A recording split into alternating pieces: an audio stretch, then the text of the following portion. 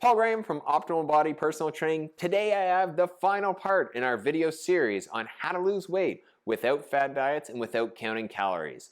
In this video, we're going to cover some of the mental aspects of losing weight and keeping it off.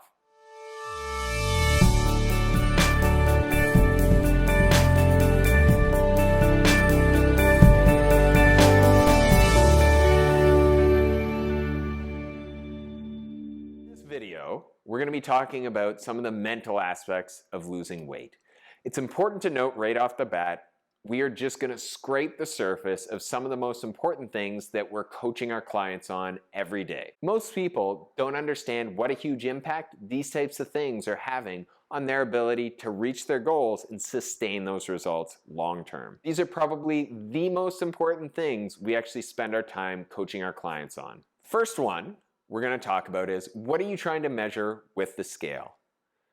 Most people have a goal of wanting to weigh a certain amount, but this isn't really what their goal is about. At the end of the day, almost everybody's goal who's coming into us is to feel more comfortable and confident inside of their own body. So you want to make sure you keep that in mind.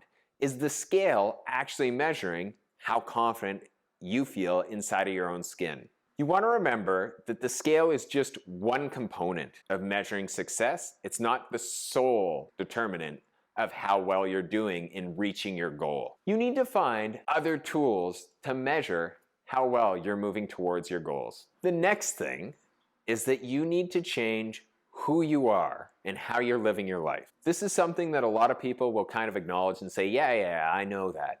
But they're really not stopping to think about this. They start their next diet, they start their next program, it's going to be different this time. And they think that they're going to follow through on this for 4 weeks, 6 weeks, 12 weeks. They're going to lose a bunch of weight, and then that's that.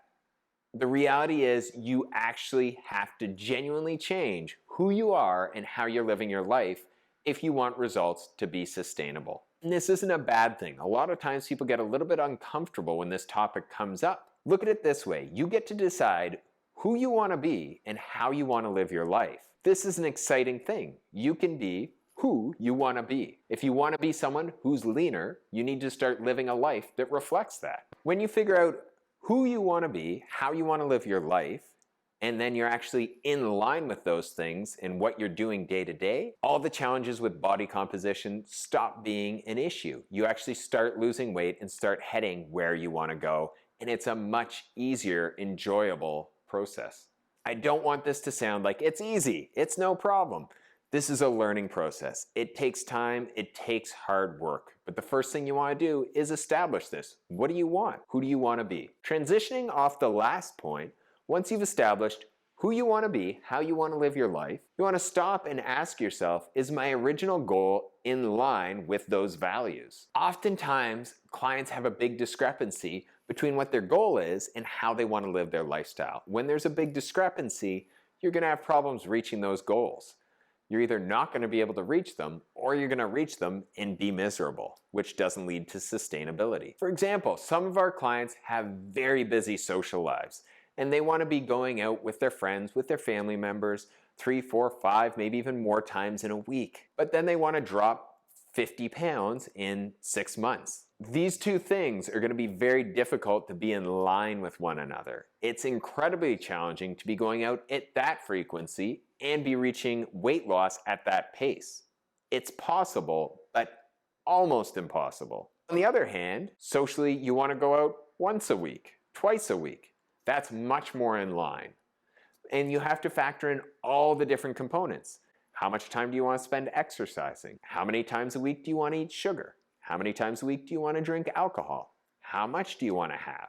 There's all these different factors. Most people never stop to actually look at getting these things in line in terms of what they want their life to look like. They get blinded by trying to reach a goal of getting a certain number on the scale. For the vast majority of our clients, coming in and wanting to lose 4 or 5 pounds per month isn't a realistic goal for them given the lifestyle they want to live. Most of them are better served when they go with an easier goal that allows them to be happier with the lifestyle they're going to live. That's not to say that nobody can lose weight at a quick pace. We do have clients that come in and are losing weight very quickly.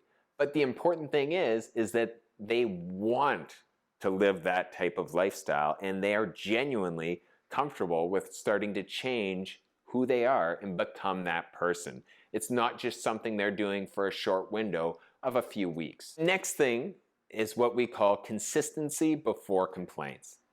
Oftentimes, people start micromanaging all these small things about their diet, about their exercise program, about their lifestyle when they're trying to lose weight. They start micromanaging, they start to really hate the process of weight loss. So then what starts to happen is they start to get complaints coming in because, of course, results aren't coming quick enough given the discomfort they're feeling to adopting all these changes. So when we say consistency before complaints, what we do is spend most of our time helping to coach clients to consistently doing really simple things. Instead of micromanaging, what most people need to do is focus on the basics, but doing those things consistently, day in and day out, week after week, month after month. Last one is to be solution focused instead of problem focused. The vast majority of clients who come into us who are struggling are usually people that are problem focused instead of solution focused. What do I mean by this? These people who are problem focused, when we're trying to coach them and we start talking to them about what they're experiencing,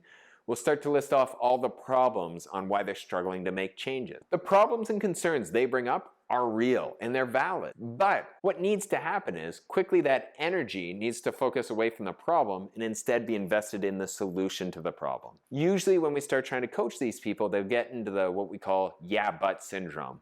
We'll start trying to talk to them about, well, what are some possible solutions to this? And they say, well, yeah, but that won't work because, and you go through any possible scenario and nothing will work. So then that means that there's no solution in that case. So then let's focus on a different area that you can improve on instead of investing all that energy into something that doesn't have a solution. Or if that area does have a solution, invest the energy in that. It'll start to make the process a lot better when you're focusing on how you can best move forward. And sometimes it's best to leave certain aspects on the shelf and focus on other areas that have an easier solution or one that you can implement into your day-to-day life right now. So if you're finding it hard to make changes, stop and ask yourself, am I getting too focused on the problem? Do I need to change my perspective to look for that solution? Or walk away from this challenge right now and find something new to work on. That's it for this video. Like I said, we're just skimming the surface on this. This is really what we spend most of our time coaching clients on and what we feel are some of the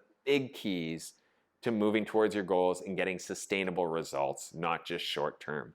This is where most of the weight loss and the fitness industry are missing the boat and missing this important component. If you missed any of the other videos in this series, you can click here and sign up to catch up on all the other important components that you missed out on.